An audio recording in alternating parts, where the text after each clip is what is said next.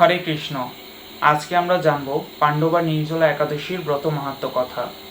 জ্যৈষ্ঠ মাসের শুক্লপক্ষের এই নির্জলা একাদশী সম্পর্কে ব্রহ্মবৈবর্ত পুরাণে শ্রী ভীমসেন এবং ব্যাসদেব সংবাদে বলা হয়েছে, মহারাজ যুধিষ্ঠির বললেন, হে জনার্দন, আমি অপরা একাদশীর সমস্ত মাহাত্ম্য শ্রবণ করেছি।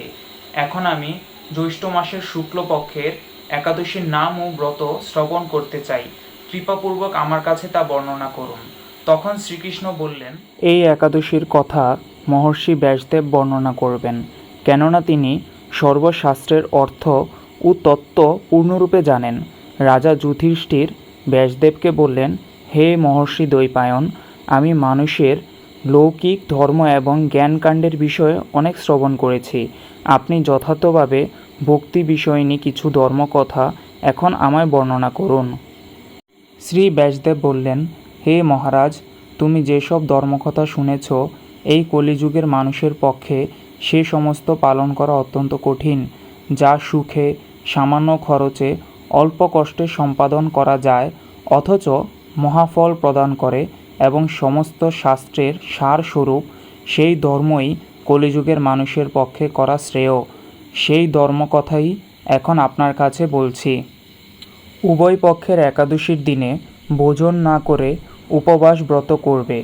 দ্বাদশীর দিনে স্নান করে শুচিশুদ্ধ হয়ে নিত্যকৃত সম্পাদনের পর শ্রীকৃষ্ণের অর্চন করবে। এরপর ব্রাহ্মণদেরকে প্রসাদ ভোজন করাবে। ঔশচাদিতেও এই ব্রত কখনো ত্যাগ করবে না।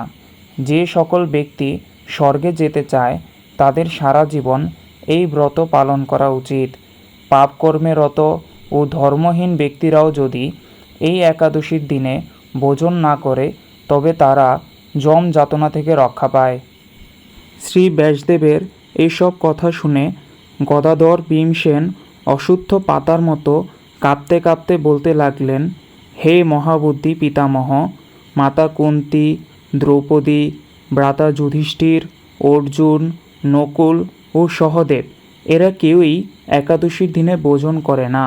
আমাকেও অন্ন গ্রহণ করতে নিষেধ করে, কিন্তু দুঃসহ ক্ষুধা যন্ত্রণার জন্য আমি উপবাস করতে পারি না। ভীমসেনের এরকম কথায় ব্যাসদেব বলতে লাগলেন, যদি স্বর্গাদি দিব্যধাম লাভের তোমার একান্ত ইচ্ছা থাকে তবে উভয় পক্ষের একাদশীতে ভোজন করবে না। তদুত্তরে ভীমসেন বললেন, আমার নিবেদন এই যে, উপবাস তো দূরের কথা, দিনে একবার ভোজন করে থাকাও আমার পক্ষে অসম্ভব, কারণ আমার উদরে বৃক নামে অগ্নি রয়েছে। ভোজন না করলে কিছুতেই সে শান্ত হয় না। তাই প্রতিটি একাদশী পালনে আমি একেবারেই অপারগ। হে মহর্ষি, বছরে একটি মাত্র একাদশী পালন করে যাতে আমি দিব্যধাম লাভ করতে পারি, এরকম কোনো একাদশীর কথা আমাকে নিশ্চয় করে বলুন।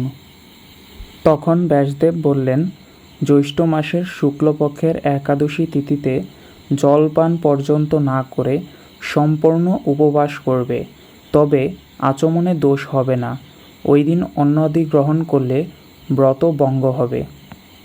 একাদশীর দিনে সূর্যোদয় থেকে দ্বাদশীর দিন সূর্যাস্ত পর্যন্ত জলপান বর্জন করলে অনায়াসে 12টি একাদশীর ফল লাভ হয়।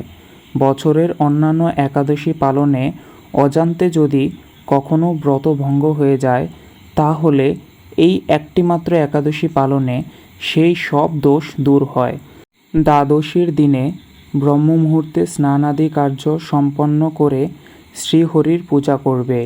সদাচারী ব্রাহ্মণদের বস্ত্রাদি দান সহ ভোজন করিয়ে আত্মীয় স্বজন সঙ্গে নিয়ে ভোজন করবে। এরূপ একাদশী ব্রত পালনে যে প্রকার পুণ্য সঞ্চিত হয়, এখন তা শ্রবণ করো। সারা বছরের সমস্ত একাদশীর ফলই এই একটি মাত্র ব্রত উপবাসে লাভ করা যায়।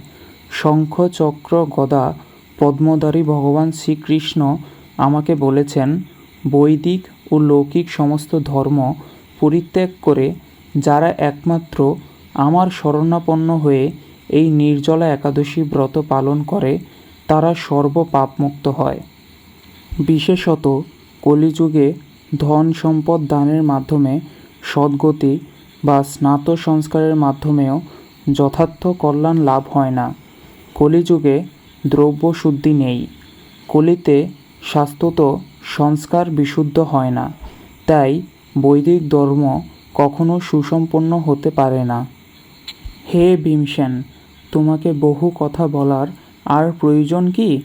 তুমি উভয় পক্ষের একাদশীতে ভোজন করবে না। যদি তাতে অসমর্থ হও তবে জ্যৈষ্ঠ মাসের শুক্লপক্ষের একাদশীতে অবশ্যই নির্জলা উপবাস করবে।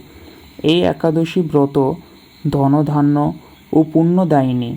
যমদূতগণ এই ব্রত পালনকারীকে মৃত্যুর পর স্পর্শ করতে পারে না। পক্ষান্তরে বিষ্ণুদূতগণ তাকে বিষ্ণুলোকে নিয়ে যান। শ্রী ভীমসেন ওই দিন থেকে নির্জলা একাদশী পালন করার কারণে এই একাদশীর নাম পাণ্ডবা নির্জলা একাদশী অথবা ভীমসেনী একাদশী নামে প্রসিদ্ধ হয়ে আছে। এই একাদশীর দিন তীর্থস্থানে গিয়ে স্নান, দান, জপ ইত্যাদি যাই কিছু করুক না কেন তা সব অক্ষয় হয়ে থাকে। এই একাদশী কেউ ভক্তিভরে পালন করলে বা এই একাদশীর মাহাত্ম্য কেউ ভক্তিভরে শ্রবণ করলে সে মৃত্যুর পর পরম ধাম বৈকুণ্ঠ প্রাপ্ত হন। হরে কৃষ্ণ।